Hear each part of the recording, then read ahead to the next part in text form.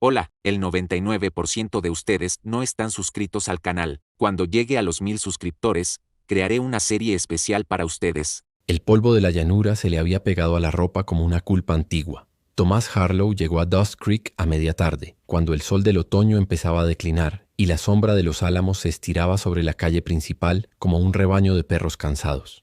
El pueblo era poco más que una hilera de fachadas, una cantina con puertas vaivén, la tienda de comestibles donde colgaban jamones y arneses, la fragua de un herrero que golpeaba a destiempo, y al fondo, la parroquia de tablas que parecía clavada deprisa contra el cielo. El resto eran corrales, un molino harinero que arrastraba polvo en su rueda y casas sin pintar. Tomás desmontó ante la oficina del notario. El caballo, un tordo de espaldas anchas, respiró hondo y lanzó una bufada que levantó una pequeña nube. Tomás le dio una palmada en el cuello. «No será por mucho», le dijo, y el animal entornó los ojos, como si entendiera que lo que acababan de dejar atrás pesaba más que lo que les esperaba. Dentro, el notario, un hombre enjuto de bigote encerado, revisó con dedos huesudos un legajo de papeles. Se llamaba Mr. Collins y tenía una manera de hablar que convertía las palabras en clavos. La propiedad figura a nombre de... Alzó una ceja. Thomas Harl. ¿Harlow? Harlow, confirmó Tomás. Con doble muda. Muda la letra, no. La fama, murmuró el notario sin levantar la vista. A Tomás se le tensó la mano que reposaba sobre el mostrador, pero no mordió el anzuelo. Aquí no vine a hablar del pasado. Vine a comprar madera vieja, dijo, y dejó sobre la mesa una bolsa con monedas. El tintineo llenó la estancia con una música tosca. Collins contó despacio. Luego, cuando el silencio se hizo incómodo, levantó por fin la mirada. Unos ojos grises, fríos, que examinaron a Tomás como examinan las leyendas los hombres vivos. La cabaña está a 3 millas al norte, siguiendo el arroyo. Hallará un claro. Si llega al pie de la peña con forma de silla, se habrá pasado. Me gusta caminar, dijo Tomás. Y perderme. Cualquiera puede perderse en esa montaña, replicó el notario. Lo difícil es que la montaña lo encuentre a uno. ¿Qué pretende decir? Que los viejos de aquí cuentan... Vaciló un instante como avergonzado de poner voz a supersticiones, que en esa cabaña se oyen voces. Que quien la habitó escuchó cosas que no eran del viento. Y ya sabe usted cómo termina el que escucha demasiado. Con una historia que contar, zanjó Tomás y guardó la escritura en el forro de su chaqueta. Afuera, el rumor de Dust Creek seguía su propio compás. El balido de una oveja despechugada, el traqueteo de un carromato, una carcajada solitaria que seguramente venía de la cantina. Tomás pensó en beber algo antes de echar a andar, pero decidió el camino seco. Había pasado demasiadas horas bebiéndose el vacío en salones como aquel. Tomó el arroyo, un hilo de agua entre juncos y avanzó con paso regular. A medida que se alejaba del pueblo, el ruido humano se disolvía en otros ruidos más viejos. El roce de las agujas de pino, un sopilote que describía círculos, la insistencia de una cigarra. El sol, ya más oblicuo, le lamía la nuca con una lengua tibia. Las botas crujían en el suelo cubierto de hojarasca. La montaña se elevaba frente a él con paciencia de animal. No era aún la altura que promete nieve eterna, sino una espalda poderosa de granito y bosques. A Tomás le gustó esa sensación de avanzar hacia algo que no lo esperaba. No lo esperaba nadie, en realidad. No desde hacía mucho. Se detuvo un momento junto a una roca que a contraluz parecía un hombro humano. Respiró hondo. La resina de los pinos le llenó las fosas nasales. Por un segundo imaginó que no llevaba un revólver bajo el brazo y que su pasado no era un inventario, de nombres y deudas que no se pueden pagar con dinero. El pensamiento le pareció tan absurdo que sonrió. Encontró el claro como le dijeron, un espacio de hierba rala donde el arroyo se ensanchaba un poco, haciendo un remanso con peces diminutos que daban latigazos de plata. Y allí, la cabaña. Se alzaba sobre una base de piedras irregulares, construida con troncos gruesos que el tiempo había oscurecido. El tejado, de tablillas, estaba vencido en una esquina. Las ventanas, clausuradas con tablas cruzadas. La puerta entornada como una boca que no sabe si reír o morder. Tomás ató el caballo a un tronco joven y subió los 2 escalones tambaleantes del porche. La madera se quejó. Empujó la puerta. El olor que salió era mezcla de polvo, hollín, antiguo y algo más dulce como la memoria del pan. Entró despacio, con los ojos ajustándose a la penumbra. Un único ambiente. Una mesa coja, una silla, la chimenea de piedra con una cadena que pendía, una repisa con frascos de vidrio vacíos. En una esquina un catre. Sobre la pared, marcas, líneas verticales en grupos de 5, como si alguien hubiese contado inviernos. Dejó el sombrero y la bolsa en la mesa. Caminó hacia la chimenea. Pasó la mano por las piedras, frías aún. Salió, cortó ramas secas de un pino caído y preparó un fuego con la experiencia de quien ha pasado demasiadas noches a la intemperie. Cuando las llamas empezaron a lamer la leña, el interior cambió. La cabaña dejó de parecer tumba para parecer guarida. Tomás abrió las contraventanas. El último sol se coló en haces oblicuos, dejando en el aire un baile de polvo. Desde 1100, allí podía verse a través del claro como el bosque espesaba hacia una ladera. Su oído, atento, captó algo. No un ruido preciso, sino la sensación de que alguien había detenido la respiración para escuchar. Miró hacia los árboles. Nada. Solo el viento empujando las copas en dirección contraria al arroyo. Estoy viejo para asustarme con ramas, se dijo, y en realidad no era viejo. Solo estaba cansado en partes del alma que no saben volverse jóvenes. Sacó de su alforja un trozo de cecina, pan duro y una manzana arrugada. Masticó mirando el fuego. El calor le aflojó los hombros. La bolsa del notario crujió bajo su chaqueta, como un recordatorio de que hay cosas que pueden comprarse y cosas que no. Luego se puso a barrer el suelo con una escoba hecha de ramas secas que encontró apoyada en un rincón. La cabaña devolvió, humilde, cada gesto. Un poquito menos de polvo aquí, una astilla que encajaba allá, una teja que cedía si se sabía dónde tocarla. En un momento dado encontró entre los tablones del suelo una medalla aplastada. La Noma sacó con la punta del cuchillo.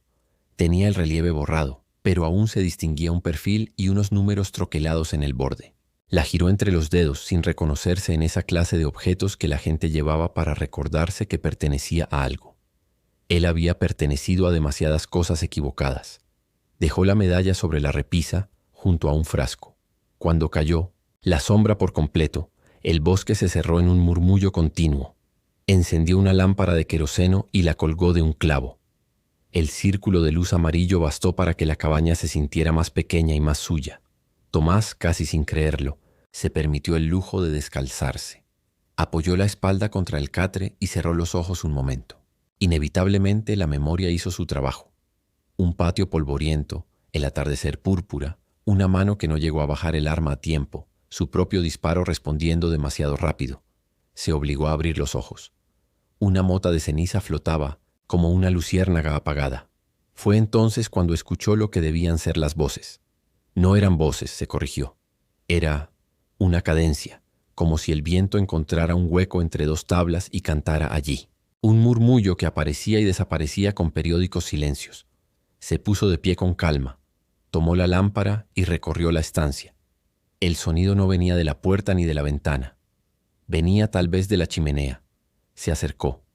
El resplandor del fuego reveló una piedra diferente, más lisa, más nueva que las otras, como si alguien la hubiese asentado poco tiempo antes de que el abandono se adueñara del lugar. Apoyó la palma de la mano. Tibia. El murmullo cesó. Curioso, murmuró, y notó que su propia voz parecía alguien más intruso que él. Salió al porche. La noche había encendido sus propios faroles. Estrellas nítidas, grandes, tan cerca que uno podría creer que estaban sujetas a las copas de los pinos. El arroyo parecía una cinta oscura con reflejos. En el límite del claro, creyó distinguir un movimiento. Nada que lo pusiera en alerta de inmediato. Más bien la sensación de una presencia cuidadosa, como la de un ciervo que evalúa si vale la pena acercarse al agua. Si hay alguien ahí, no traigo asunto que no sea mío, dijo, con la voz hacia la ladera. Nadie respondió. El caballo resopló desde la sombra. Tomás estuvo un rato en silencio, dejando que la noche hiciera lo que acostumbraba a hacer. Plantar su tienda en todas partes. Luego volvió adentro, echó otra leña al fuego y antes de acostarse dejó el revólver sobre la mesa, al alcance de la mano, pero no tan cerca como para recordar que lo necesitaba. Soñó, si es que aquello fue un sueño, con nieve, con una nieve sucia pisoteada por botas ajenas, y con un rostro que no terminaba de enfocar, unos ojos negros que parecían medirlo y que de pronto se curvaban en una sonrisa. La sonrisa se volvió el humo de la chimenea y el humo una palabra sin sonido. Despertó porque el caballo dio un tirón a la soga. La lámpara se había consumido y el fuego era ahora un corazón rojo adormilado. La noche se había vuelto más fría. y el rumor del arroyo más nítido. Tomás se incorporó, con ese sobresalto que no se aprende en la cama, sino en los campamentos. Escuchó. Silencio profundo. Luego un crujido leve, como de hoja rota bajo el peso de un pie, y el golpe seco de una bellota contra el techo. Se levantó descalzo. La madera helada le pinchó las plantas. Caminó hasta la puerta y miró por la rendija. Vio lo que quiso ver primero. Nada. Después, cuando el ojo se acostumbró, distinguió una figura inmóvil a pocos pasos, en el borde exacto donde el claro se vuelve bosque. Delgada, quietísima. Tenía la cabeza descubierta y el cabello iba suelto, oscuro, denso, cayéndole por la espalda. No se movía, pero su presencia ocupaba el sitio como un tronco ocupa el río, obligando a que todo a su alrededor cambie el curso. Tomás reprimió el impulso de tomar el arma. Salió al porche, donde la madera crujió una queja. La figura no sinó, retrocedió. Él se detuvo antes de bajar el primer escalón. En ese silencio hasta su respiración le pareció una falta. «Buenas noches», dijo, por decir algo. «Lo son para quien sabe escucharlas», respondió la figura, y la voz reveló a una mujer joven con una firmeza curiosa, sin temblor. Una voz que venía de alguien que había aprendido a hablarle a los árboles sin pedirles permiso. Se adelantó un paso, y la luz perezosa del hogar delineó sus rasgos. Tenía la piel tostada, los pómulos altos, unos ojos negros que parecían recoger el brillo de las estrellas y devolverlo en forma de pregunta. Llevaba una blusa de lino ajada y pantalones, de montar metidos en unas botas raspadas por la roca. En la cintura un cuchillo corto, no de alarde sino de trabajo. «Si venías por agua, el remanso está bajo esas sombras», dijo Tomás, señalando con la barbilla sin quitarla de ella. «Conozco el arroyo mejor que mis manos», repuso la joven. «No venía por agua, venía por ti». Tomás notó en su garganta la sequedad de la incredulidad. Sonrió apenas. «No tengo algo que la gente venga a buscar tan lejos. Eso lo dices porque llegaste hoy». Ella ladeó la cabeza. «Mañana lo dirás distinto. Tú eres de aquí». «Soy de la montaña», dijo, como quien no quiere que lo confundan con un pueblo. «Me llamo Elisa».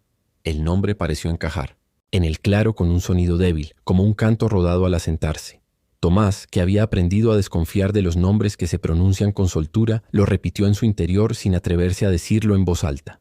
No por pudor, sino por el instinto de no apresurar aquello que no entiende. «Me llamo Tomás Harlow.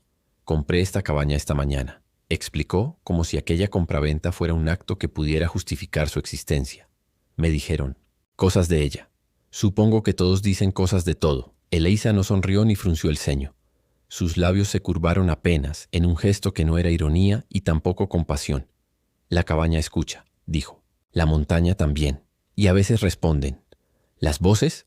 Tomás se sorprendió a sí mismo preguntándolo como un niño. «Lo que oyes depende de lo que callas», replicó ella. El silencio volvió a tender su manta. Del bosque llegó la llamada de un búho. Tomás trató de atar cabos, pero descubrió que no había cuerdas disponibles.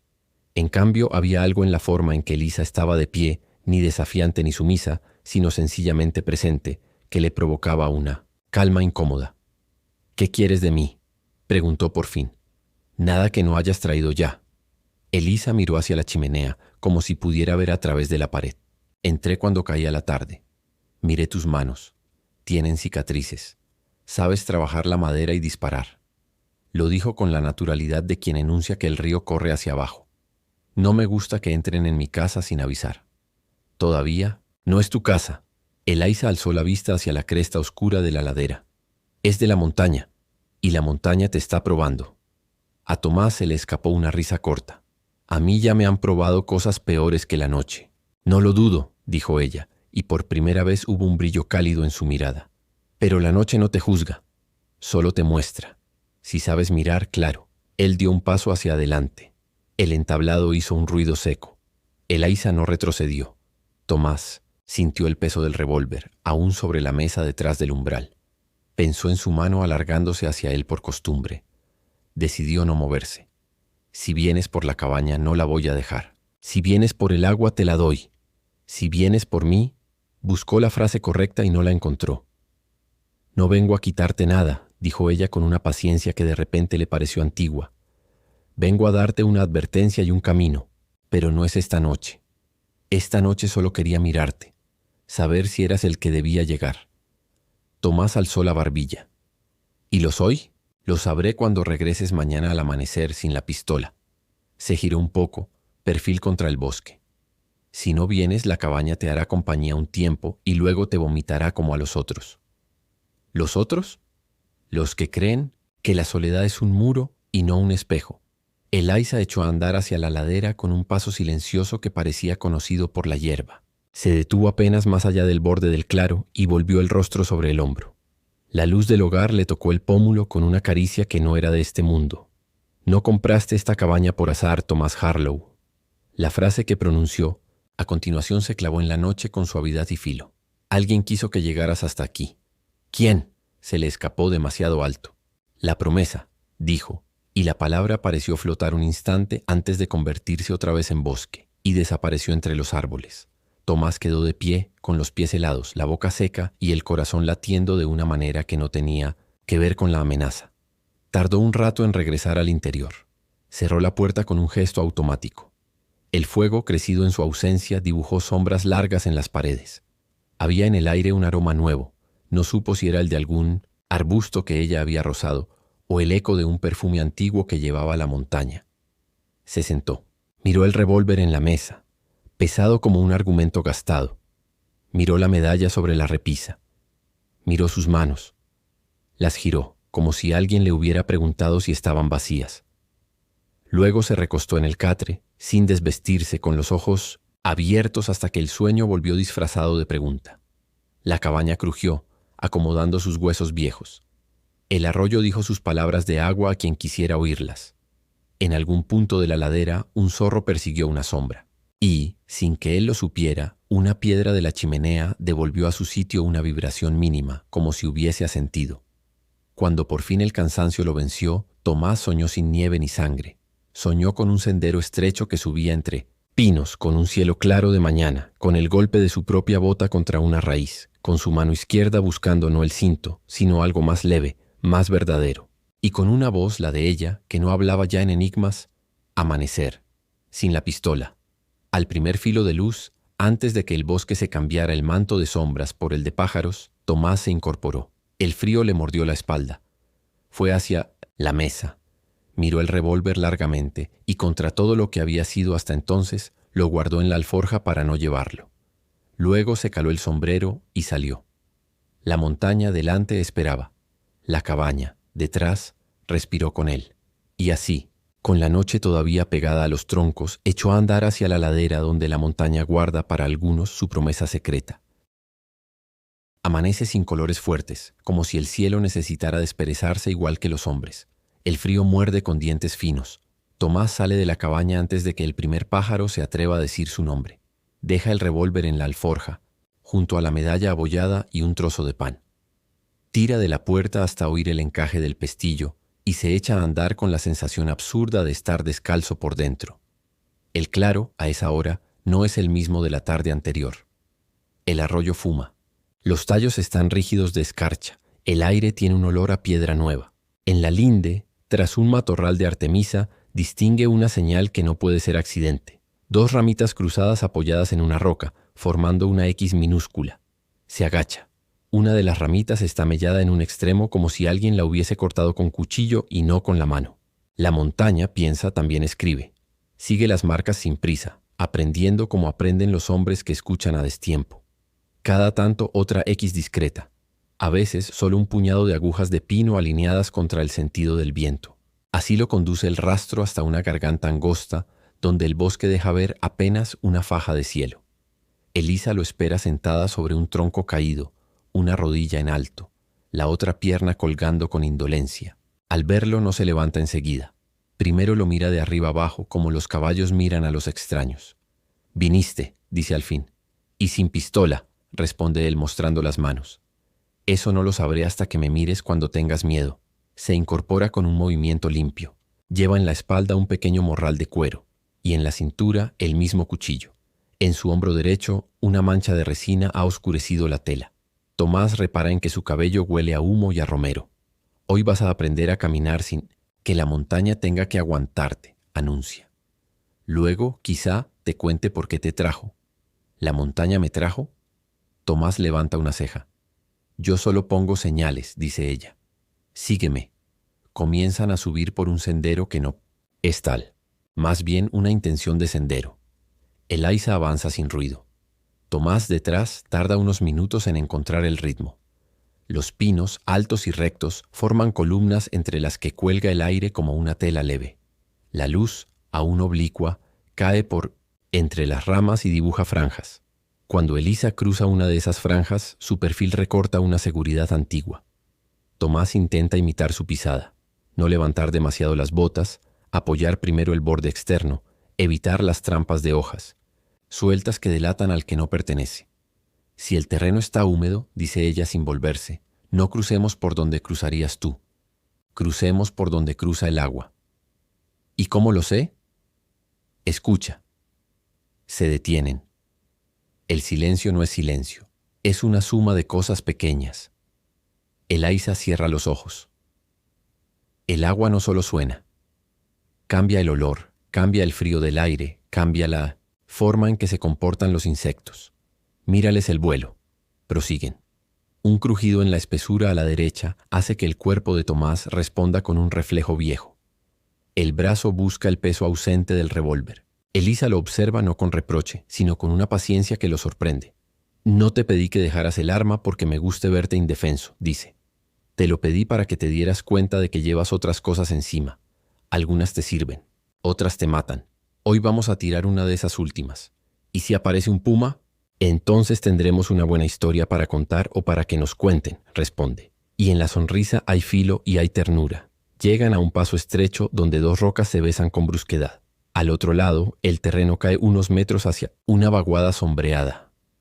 Eliza se agacha, toca el suelo y su dedo queda manchado de un polvo que no es de aquí. ¿Ves? Pregunta mostrándole la yema. Ceniza. Y esta ceniza no es de pino. ¿Qué madera? Salix o algo que crece. Más abajo, cerca del agua. Alguien hizo fuego en el vado del arroyo anoche. 2, tal vez 3 hombres. Uno fuma, se endereza. Si fueran leñadores tendrían las suelas llenas de barro pesaroso, pero aquí hay tierra fina en los bordes, restos de pasto clavados en 2 direcciones, caballos. Cazadores, pistoleros, dice ella, y elige esa palabra con una seguridad que a Tomás le gasta la garganta. Él siente con la precisión del hambre cómo las cosas que dejó en la llanura buscan alcanzarlo. No dice el nombre de nadie. No todavía. No, te traje para que huyeras, añade Eliza. Te traje para que veas que no estás solo en el mapa y para que aprendas el tuyo. Mi mapa, el de adentro, dice, y reanuda la marcha. Hacen una parada breve en una terraza natural desde donde se ve, abajo, un recodo del arroyo que no había visto antes. Un espejo ovalado protegido por sauces, el agua tan quieta que devuelve el cielo, con puntillismo. Eliza se quita las botas sin ceremonia. Cruza, le ordena, descalzo. El agua está helada. Por eso Tomás se remanga los pantalones. El primer paso es un cuchillo en los tobillos. Aspira, se obliga a no retroceder. El lecho está cubierto de cantos rodados. Cada piedra busca su equilibrio contra su pie. Eliza lo observa desde la orilla opuesta. No mires el agua, le dice. Mira a través de ella. Si miras el brillo, tropiezas. Si miras el fondo, eliges. Cruza. Al salir, el frío se vuelve electricidad en las pantorrillas. Eliza le alcanza una toalla raída del morral. Él seca sin hablar. Siente, sin embargo, que la simple travesía ha movido cosas que no sabía que estaban colocadas. El que no sabe cruzar lo simple, dice ella. Se cae cuando la montaña se pone seria. Caminan unos minutos más hasta llegar a un promontorio desde el que la sierra muestra el catálogo de sus nombres. Picos con formas de sillas, de dientes, de lomos petrificados. Eliza extiende la mano en abanico. De niñas, mi padre y yo bautizábamos las crestas, dice. Esa de allá es la aguja tuerta. Señala una roca con una abertura. Por ahí canta el viento en invierno. Y aquella, ¿la ves? La que parece no decidirse entre caer y sostenerse. Es la cadera del toro. Detrás de la cadera del toro hay un valle sin mapa. Allí me escondí cuando los hombres de la fiebre del oro subieron como langostas. Su voz se endurece. Mi padre los conoció. Bien. Hablaste de tu padre como si fuera de la montaña, dice Tomás. Lo era. Eliza baja la mano. Y como todo lo que es de la montaña, supo callar a tiempo y prometer. Tomás espera, no la apura. Te preguntarás por qué te hablé de una promesa, continúa ella. ¿Y por qué me atrevo a decir que no llegaste por azar? Lo mira. Mi padre dejó 2 cosas cuando se fue: un secreto y un juramento. Yo heredé ambos. El secreto no se dice sin el juramento, y el juramento no se da sin mirar a quien lo recibe. ¿Qué quieres mirar?, pregunta él sin esconderse. Quiero saber si tu soledad te sirve para escuchar o para hacer ruido. Quiero saber qué harías con algo que no es tuyo y todos codician. Hace una pausa. Quiero saber cuántas veces has matado. El golpe no es en la cara, sino en la respiración. Tomás no miente. Demasiadas, dice, pero suficientes como para haber dejado de contarlas. Elisa no aparta los ojos. ¿Y por qué dejaste de disparar? Porque no sabía a quién le estaba apuntando ya. Se encoge de hombros. Porque un día, después de un duelo en una calle como la de Dust Creek, fui al río a lavarme la pólvora de los dedos y el agua no me hizo caso. Sonríe sin gracia. Pensé, si ni el río me quiere, quizá la montaña me aguante. Elisa respira hondo, como quien prueba el olor de una fruta antes de morderla. Mi padre decía que el hombre que llega aquí con sangre fresca en la sombra de los ojos no sirve. Señala la cara de Tomás. La tuya ya está seca. Eso a veces cuenta. Se sienta en cuclillas y con el cuchillo levanta una losa pequeña, de esquisto. Debajo, incrustado en el suelo, aparece un signo tallado en la roca, un círculo roto por una línea vertical y al lado un número marcado con paciencia. 13. Esta es la marca de mi padre, dice. Cuando yo era niña, me hacía buscar estas señales como quien busca vallas. Clava la vista en Tomás. ¿Encontraste algo en la cabaña? Él piensa en la medalla sobre la repisa. Una medalla, admite. Vieja, con números en el borde. Tráela, mañana, dice ella con una urgencia que no había mostrado hasta ahora. Puede que no sea de mi padre, o puede que sí. Los que vienen detrás de los hombres que vinieron por oro dejan migas. Algunas brillan, otras envenenan. Hablaste de pistoleros anoche, recuerda Tomás. ¿Bajaron del vado? Subieron. Yo los olí antes de ver el humo. Uno de ellos pisa torcido, arrastra el pie izquierdo cuando está cansado. Deja una marca más larga en la arena. Al otro le chisporrotea el estribo. Escuché el tintineo a los cientos lejos cuando el viento se fue al sur. No venían a buscar agua, venían a medir. Lo mira fijo. Los hombres que miden sin preguntar, roban. Tomás intenta no ponerle nombres que conoce a esas siluetas. Si los conozco, dice por fin. Si digo que uno de ellos me debe o yo le debo, ¿cambia algo? Elisa se encoge de hombros. Cambia para ti.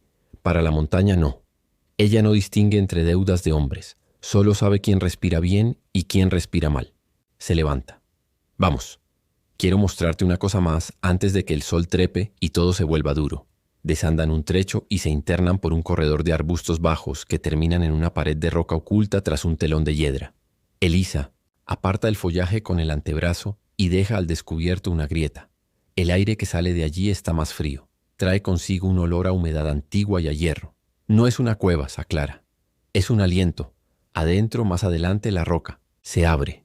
Mi padre me hizo jurar que no bajaría sola. Lo mira de reojo.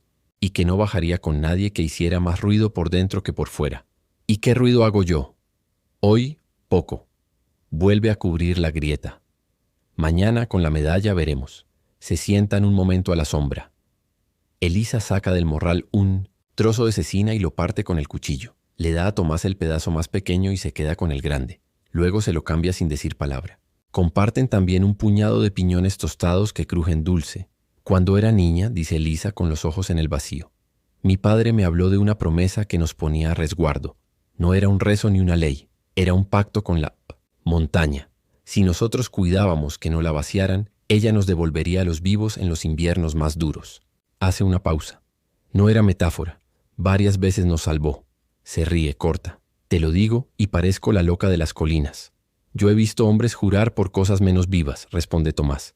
Y peores para jurar. Ella asiente agradecida. Con la frase breve, antes de emprender el regreso, Elisa lo conduce por un camino distinto. Lo obliga a reconocer las diferencias.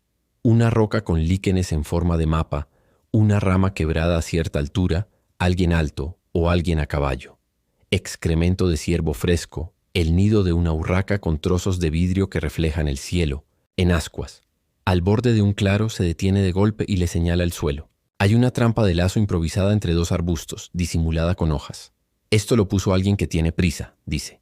Un hombre que no sabe esperar el venado y prefiere ahorcarlo. Se agacha y desarma el mecanismo con 2 movimientos, secos. Mi padre decía que el apuro hace malos vecinos. Yo he sido mal vecino en casi todas partes, reconoce Tomás, y esa confesión tan simple les limpia el aire. Bajan hacia su cabaña por el lado opuesto al arroyo. Desde arriba Tomás ve su techo como un lomo oscuro. Hay, sin embargo, algo nuevo. Un brillo minúsculo en el porche, como si el sol hubiese pillado a un ojo indiscreto. Elisa lo ve también. No acelera el paso. Pone la mano en el antebrazo de Tomás. Es un toque breve, pero en ese contacto hay un acuerdo. Llegan con normalidad fingida. El porche está vacío. El brillo resultó ser un clavo viejo descubierto por la helada. Aún así, el cuerpo de Tomás percibe un rastro que no estaba. El aire interior tiene un pliegue, una especie de eco. Entra primero. El fuego, que dejó casi muerto, ha sido movido. Una brasa está puesta sobre otra con intención. En la repisa la medalla ha cambiado de lugar por un dedo. Sobre la mesa una migaja que no es de su pan. ¿Cuánto tardaste en darte cuenta?, pregunta Elisa detrás. Lo justo para que el que vino sepa que voy a notarlo siempre, responde y se da la vuelta despacio. No dejó nada más. Elisa camina hacia la chimenea, pasa la mano por las piedras. Se detiene en la lisa, la que a Tomás le pareció fuera de lugar. Aquí hay un hueco detrás, dice, como si lo supiera desde antes. Alguna vez estuvo sellado con barro y ceniza. Apoya la oreja. Respira. Tomás, sin pensarlo, levanta la piedra con la punta del cuchillo. No se mueve. Elisa niega con la cabeza.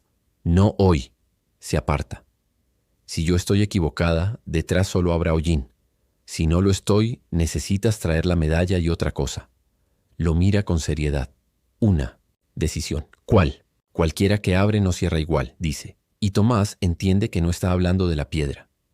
Se quedan un rato en silencio, escuchando a la cabaña hacer sonidos de cabaña. Luego, Elisa recoge la medalla y la hace girar sobre la mesa. El borde con números se detiene frente a ella. Estos números no son fechas, sentencia. Son coordenadas torpes. Levanta la mirada. Mi padre tenía su manera de esconder a la vista.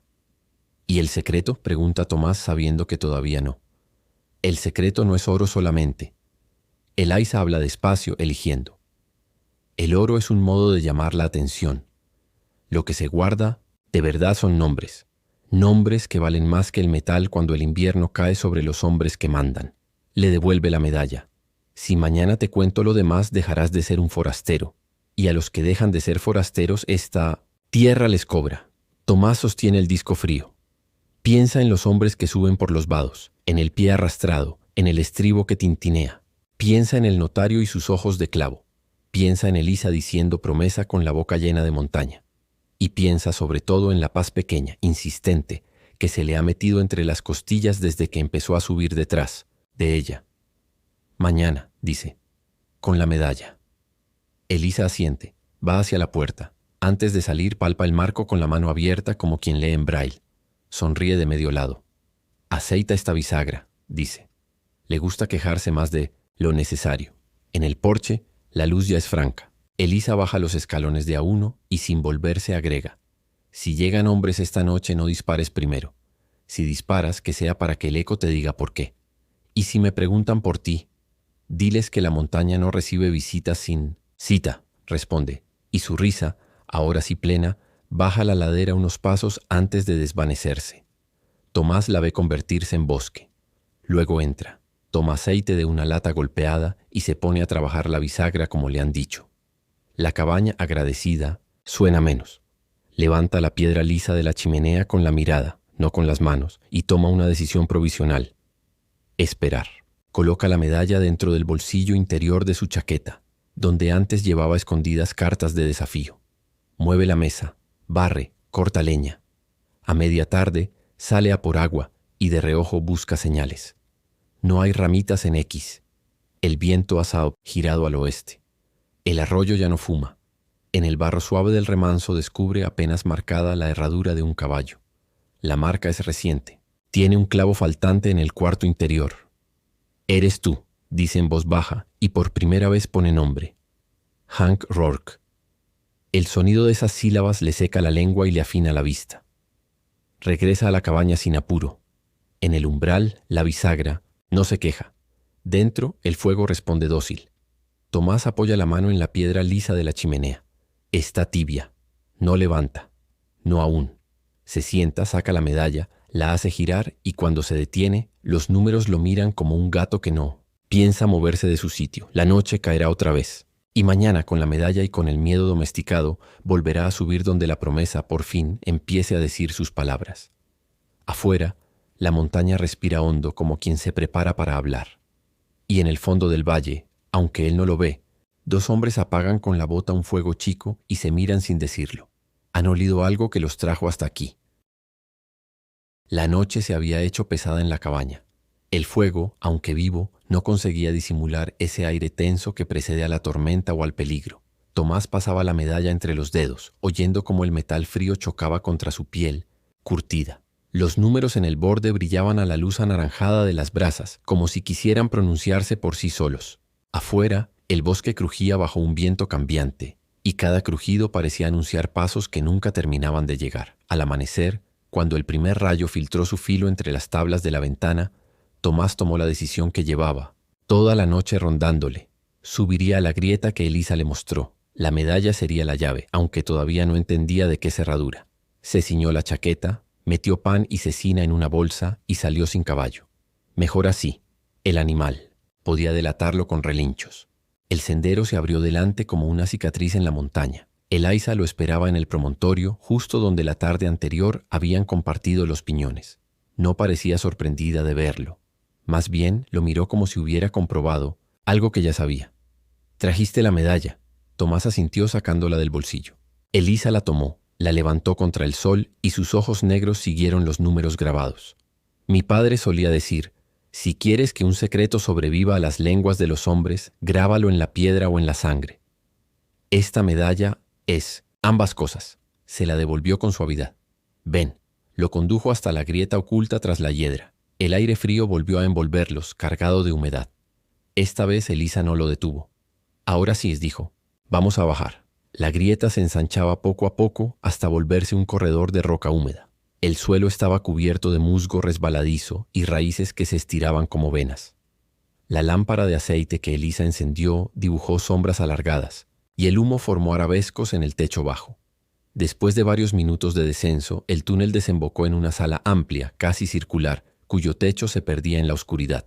En el centro había un cofre de madera reforzado con hierro, cubierto de polvo y telarañas. Los clavos estaban oxidados, pero la cerradura brillaba con un lustre extraño, como si hubiera sido aceitada recientemente. Tomás frunció el ceño. ¿Lo has abierto antes? No, dijo Elisa firme. Juré no tocarlo hasta que llegara, alguien capaz de soportar lo que había dentro. Tomás pasó los dedos sobre el hierro. Los números de la medalla coincidían con un relieve apenas visible en el candado. Encajó el borde y con un leve giro la cerradura cedió con un clic seco que resonó en la caverna. Elisa contuvo la respiración. Al abrir el cofre, un destello dorado iluminó sus rostros. Lingotes y monedas tal y como dictaban las historias de la fiebre del oro. Pero no era solo oro. Entre el metal, cuidadosamente envuelto en tela encerada, había documentos. Mapas, escrituras de propiedad, cartas con sellos oficiales. Tomás tomó una de las hojas y leyó con asombro. Era un listado de nombres y cifras, una contabilidad secreta de sobornos y acuerdos, políticos, jueces, alguaciles, todos ligados a ese oro. Dios, murmuró, esto vale más que el metal. Exacto, dijo Elisa, con un brillo en la mirada que mezclaba orgullo y dolor. Mi padre lo entendió. El oro atrae hombres, con hambre, pero los nombres pueden derribar gobiernos. Este es el verdadero secreto. Tomás sintió un escalofrío.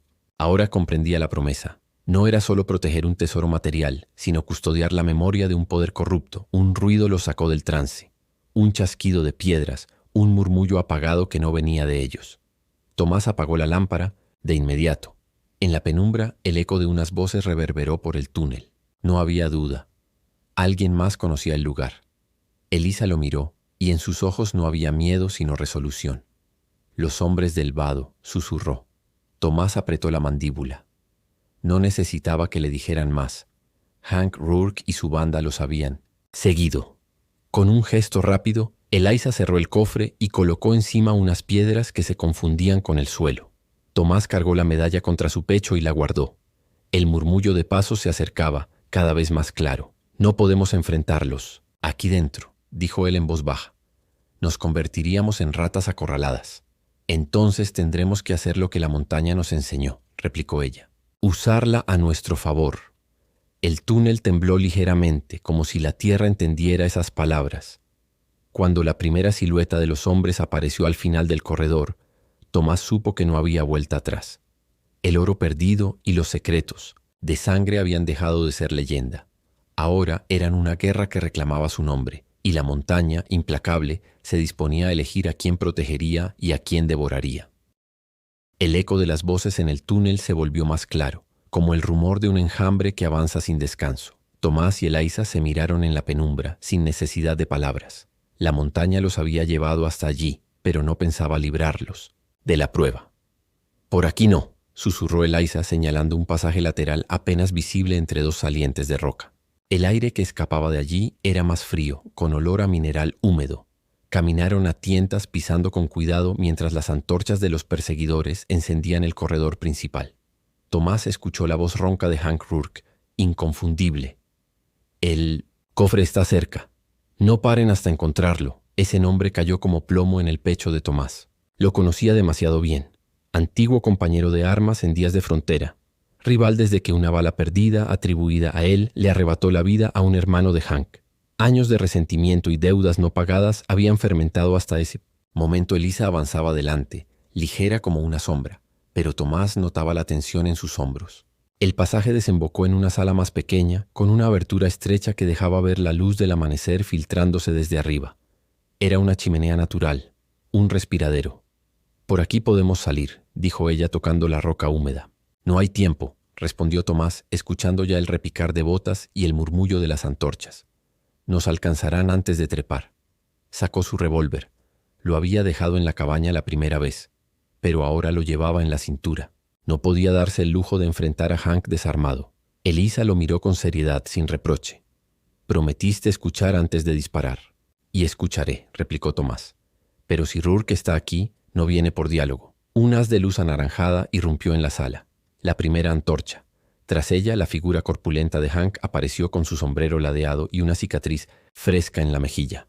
«Harlow», bramó su voz gruesa y cargada de rencor. «Sabía que eras tú quien rondaba por estos montes, siempre detrás del oro, siempre creyéndote más listo». Tomás se adelantó un paso, la pistola baja, aún sin apuntar. «No vine por oro, Hank. Vine a enterrar algo». Rourke soltó una carcajada seca. «Pues lo único que vas a enterrar es tú, pellejo. Disparen». El estallido retumbó en la gruta. Tomás rodó hacia un costado jalando a Eliza tras una roca. El plomo rebotó en las paredes levantando chispas. Ella, sin dudar, extrajo su cuchillo y señaló la grieta estrecha del respiradero. «Podemos hacer que la montaña hable», dijo, y antes de que Tomás preguntara, comenzó a golpear con la empuñadura las piedras sueltas del techo. El eco fue ensordecedor. Fragmentos de roca se desprendieron y un estrépito hizo que los pistoleros se detuvieran. Rourke maldijo, pero avanzó. Tomás aprovechó la confusión. 2 disparos secos derribaron a los hombres más cercanos. El humo y la polvareda llenaron la caverna. Eliza, ágil, lanzó su cuchillo, que se clavó en el hombro de un tercero. El techo vibró con un nuevo desprendimiento. Un bloque cayó justo, entre Tomás y Rourke, separándolos momentáneamente. Rourke rugió como un toro herido. «Harlow, no escaparás de mí. Esto no termina aquí», Tomás respondió alzando la voz por encima del estruendo. «No, Hank, termina hoy». Saltó sobre la roca caída y encañonó al viejo enemigo. Por un instante, todo se detuvo. La luz de las antorchas, el humo del plomo, la mirada de Eliza expectante. Rourke, con la pistola temblándole en la mano herida, mostró un odio seco, acumulado por años. El disparo resonó. Solo uno. Rourke cayó hacia atrás, la sangre tiñendo la piedra. Sus hombres, confundidos y diezmados, huyeron por el túnel, arrastrando a los heridos. La montaña, implacable, se encargó del resto. Un estrépito final selló el pasaje principal con rocas desprendidas. El silencio volvió, profundo, sagrado. Tomás bajó el arma jadeando. Eliza recogió su cuchillo y lo limpió en la manga de su chaqueta. Luego lo miró con gravedad. Has cerrado tu círculo. La montaña ya no te debe nada. Él asintió aún con la respiración agitada. ¿Y tú? ¿Qué harás ahora? Eliza sonrió apenas. Cumplir la promesa de mi padre. El cofre seguirá donde está, bajo la custodia de quien entienda que el verdadero oro no son esas monedas, sino los nombres que guardan justicia. Tomás guardó silencio un momento. Luego, como quien toma una decisión definitiva, arrojó las medalla al respiradero. El metal brilló un instante antes de perderse en la profundidad. Entonces nadie más la usará para abrir lo que no debe. Se giró hacia ella. Si quieres, puedo ayudarte a custodiarlo. Eliza lo sostuvo con la mirada. No será fácil. Esta tierra siempre prueba a los que pretende llamar suyos. He pasado la vida probando armas y duelos. Prefiero que ahora me pruebe la montaña. El amanecer por fin se coló en la caverna a través de una grieta en lo alto. La luz iluminó sus rostros. Afuera los pájaros comenzaban a cantar, como si nada de lo ocurrido hubiese perturbado el ciclo eterno del bosque. Salieron juntos, trepando entre raíces y piedras húmedas. El aire fresco los recibió con el aroma del pino y la promesa de un día nuevo. Detrás quedaban el oro, los nombres, la sangre derramada. Delante, la cabaña solitaria y la certeza de que ya no estaba tan sola. En el claro, Tomás respiró hondo, y por primera vez en años no sintió el peso del pasado sobre sus hombros. Eliza lo miró y sonrió con calma, esa calma que parecía prestada de la propia montaña. La promesa sigue viva, dijo. Y nosotros con ella, respondió él. El viento sopló entre los árboles como un aplauso lejano. La montaña, testigo silencioso, había cumplido su parte. Y la cabaña, que había sido refugio de un hombre perdido, se convertía ahora en el hogar de dos almas unidas por la sangre, el secreto y la esperanza.